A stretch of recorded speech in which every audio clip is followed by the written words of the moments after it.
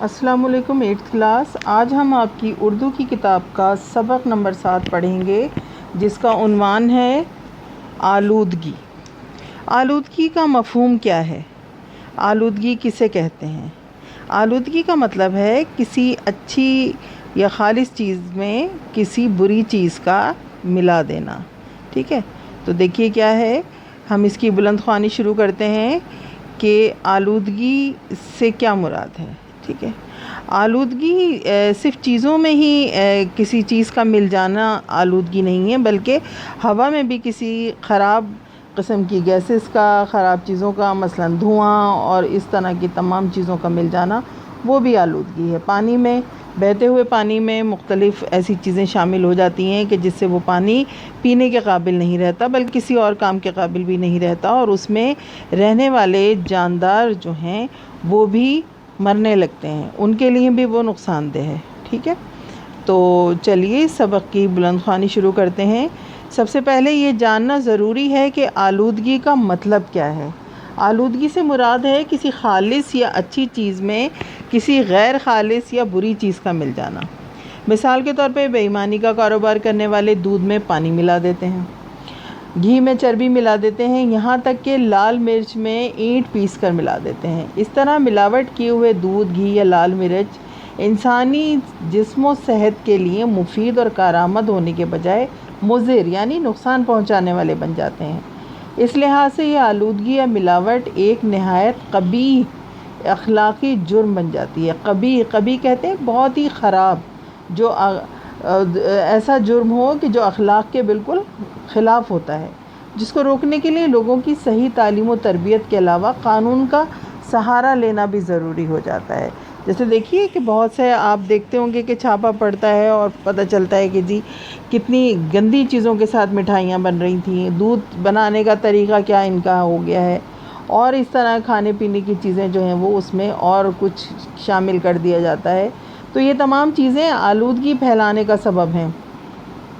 انسان اور دوسرے جانداروں کے زندہ رہنے کے لیے جو چیز غذا کی طرح ضروری ہے وہ ہے ہوا اور پانی۔ ہوا اور پانی کو آب و ہوا بھی کہتے ہیں۔ آب و ہوا سے مراد ماحول یا موسم بھی ہوتا ہے۔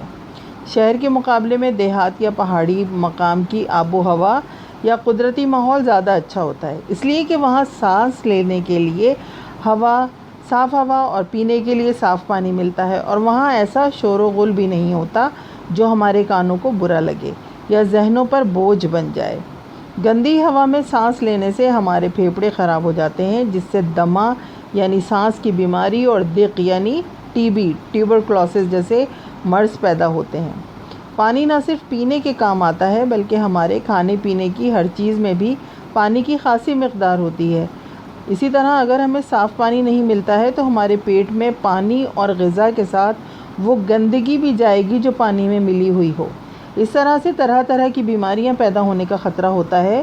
آنتیں، جگر، گردے وغیرہ خراب ہو جاتے ہیں، یہاں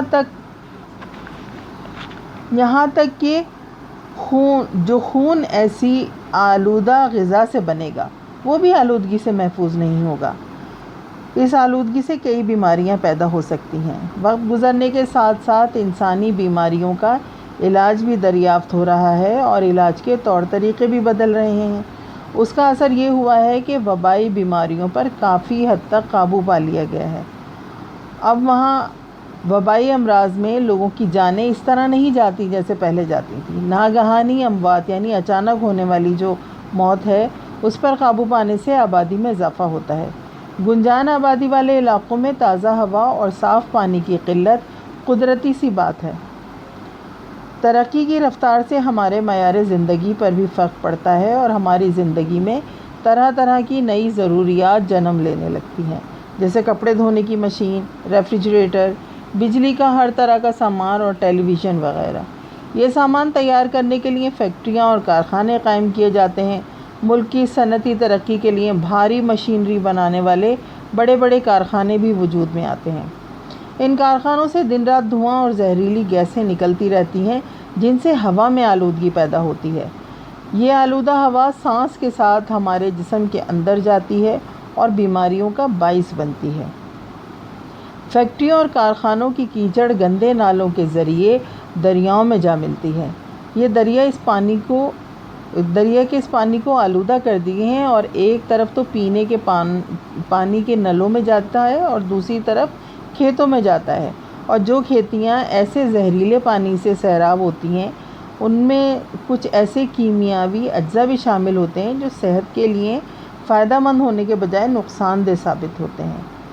فیکٹریاں اور کارخانے لگانے کا آغاز ہوا تو انہیں شہری آبادی سے دور قائم کیا جاتا تھا، پھر جوں جوں شہروں کی آبادی بڑھتی گئی وہ کارخانے جو آبادی سے دور بنائے گئے تھے آبادی میں شامل ہوتے چلے گئے، اور ان کی کثیف اور گندی ہوا شہروں کے ماحول کو بھی متاثر کرنے لگی، جس سے صحت کے مسائل پیدا ہونے لگے۔ جس رفتار سے شہروں کی آبادی بڑھتی ہے اسی رفتار سے آلودگی بھی بڑھتی ہے۔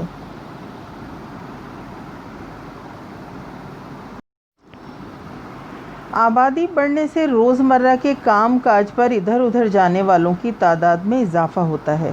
اس سے سڑک پر چلنے والی گاڑیوں جیسے موٹر سائیکل، کار، بس جیسی سواریوں کی تعداد میں اضافہ ہوتا ہے۔ یہ گاڑیاں شہر کی سڑکوں پر دن رات دھواں اڑاتی ہوئی چلتی ہیں، جس سے ماحول میں آلودگی پھیلنے لگتی ہے۔ جب شہر پھیلتے پھیلتے آس پاس کے جنگلوں اور کھیتوں کو بھی اپنی لپیٹ میں لے لیتے ہیں تو اس سے ہریالی ختم ہونا شروع ہو جاتی ہے اور جنگل اور پیڑ کٹنے لگتے ہیں۔ ہریالی اور پیڑوں کا فائدہ یہ ہے کہ کثیف یعنی کہ جو صاف نہیں ہو اور گندی ہوا کو اپنے اندر جذب کر لیتے ہیں اور اس کے بدلے آکسیجن فراہم کرتے ہیں۔ سانس لینے کے لیے ہمیں آکسیجن کی ضرورت ہوتی ہے۔ پیڑ پودوں کے کٹ جانے سے ماحول میں کثیف اور گندی ہوا کی زیادتی ہو جاتی ہے، یعنی وہ ہوا زیادہ ہو جاتی ہے، جس سے قدرتی ماحول کا توازن بگڑ جاتا ہے۔ آبادیوں کے برابر پھیلتے رہنے اور جنگلوں اور درختوں کے کٹتے رہنے سے جانداروں خصوصاً انسانوں کی صحت کو خطرات لاحق ہوتے ہیں۔ آب و ہوا کی آلودگی کے ساتھ ضرورت سے زیادہ شور و غل بھی ہمارے ماحول کو بری طرح متاثر کرتا ہے۔ اس سے ہماری سماعت یعنی سننے کی صلاحیت پر اثر پڑتا ہے۔ یہ ہماری دماغی حالت پر بھی اثر انداز ہوتا ہے، جس سے اعصابی بیماریاں پیدا ہوتی ہیں، یعنی ٹینشن، ڈپریشن اور غصہ زیادہ آنا، یہ تمام اعصابی بیماریاں ہیں۔ گھر میں بیٹھے ہوئے بھی مشینوں کا شورغل اور سڑکوں پر چلنے والے ٹریفک کا شورغل کھڑکیوں اور دروازوں کے راستے ہمارے گھروں میں داخل ہوتا ہے۔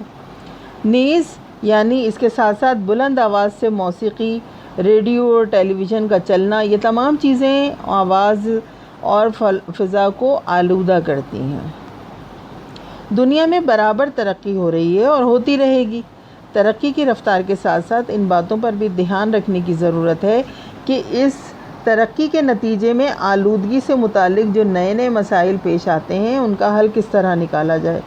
جب آبادی کم تھی، شہروں میں رہنے کی جگہ زیادہ تھی، دستکاری کے مقابلے میں مشینوں کا رواج کم تھا، یعنی ہاتھ سے کام زیادہ کیے جاتے تھے اور مشینیں کم استعمال ہوتی تھیں۔ لوگ جہاں رہتے تھے وہاں اپنا چھوٹا موٹا کام کاج بھی پھیلا لیتے تھے۔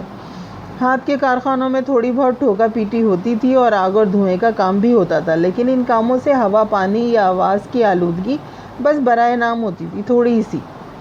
ندیاں، نالے اور دریا بھی صاف ستھرے ہوتے تھے، وہاں بھی پانی کی آلودگی نہ ہونے کے برابر تھی، جسے نلوں میں پہنچانے سے پہلے واٹر ورکس ڈپارٹمنٹ آسانی سے پینے کے قابل بنا دیتا تھا۔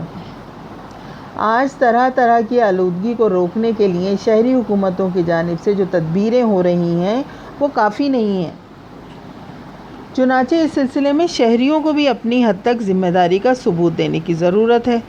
آلودگی سے محفوظ رہنے کے لیے شہری اپنے طور پر یہ کام کر سکتے ہیں۔ کون کون سے کام ہم کر سکتے ہیں؟ نمبر 1، اپنے آس پاس کے ماحول کو صاف ستھرا رکھیں۔ گھر کا کوڑا کرکٹ اور سڑنے اور بدبو پھیلانے والی چیزیں گلیوں اور سڑکوں پر نہ پھینکیں۔ کوڑا کرکٹ اور دوسری طرح کی آتش گیر یعنی وہ چیزیں جن میں آگ لگ سکتی ہے یا جسے ہم غیر ضروری سمجھتے ہوں انہیں گھر کے آس پاس نہ جلائیں۔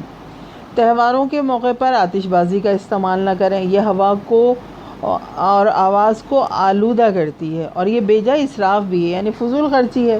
آتش بازی کے نتیجے میں حادثات بھی جنم لیتے ہیں۔ نمبر 4 ہے کہ شادی بیاہ کے موقع پر موسیقی وغیرہ کا استعمال اتنی تیز آواز کے ساتھ نہ کریں کہ سننے والے کانوں میں انگلیاں دینے پر مجبور ہو جائیں۔ خود شادی بیاہ کی ان فضول مخرب اخلاق یعنی کہ اخلاق سے گری ہوئی اور فضول خرچی کا سبب بننے والی رسوم یعنی جو رسمیں ہیں ان کا خاتمہ کرنا ضروری ہے۔ شہر کے قریب اگر کوئی ایسا دریا ہے جہاں پینے کا پانی حاصل ہوتا ہے تو اس دریا میں سے ہر طرح کی گندگی اور کوڑا کرکٹ وغیرہ ڈالنے سے مکمل اجتناب یعنی دور رہیں، بالکل کوڑا کرکٹ نہ ڈالیں۔ ایسے کنویں اور دستی نلکے کے آس پاس صفائی رکھیں جہاں سے پینے کا پانی حاصل کیا جاتا ہے۔ کسی نئی جگہ پر پانی پینے سے پہلے اچھی طرح اور احتیاط کے ساتھ اس کی آلودگی سے پاک ہونے کا یقین کر لیں۔ اگر آپ کے آس پاس پیڑ اور پودے ہیں تو ان کی حفاظت کریں، جگہ حاصل کرنے کے لیے انہیں کاٹ کر نہ پھینکیں۔ کوشش کیجیے کہ آس پاس کی کھلی جگہوں میں زیادہ سے زیادہ درخت لگائے جائیں۔